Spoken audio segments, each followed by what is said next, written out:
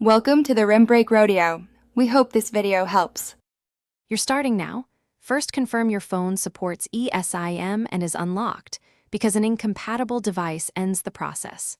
Once done, connect to reliable Wi-Fi and locate the Lycamobile eSIM QR or activation code provided by purchase.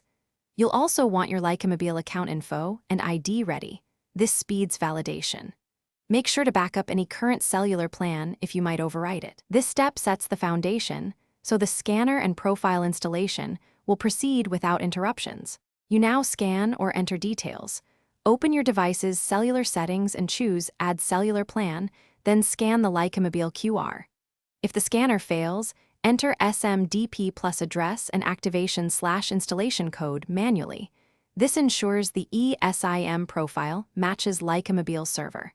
Follow carrier prompts to accept the plan and download the profile.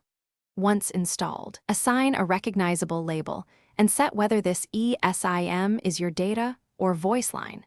These choices determine which line your phone uses first. Finish by activating and verifying.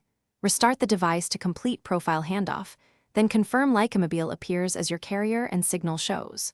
Once rebooted, test mobile data, send an SMS, and make a short call so you know both data and voice work.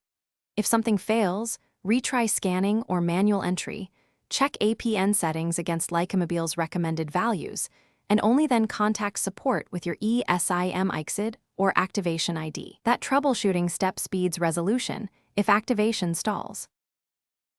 Thanks for watching. Consider subscribing if we helped you.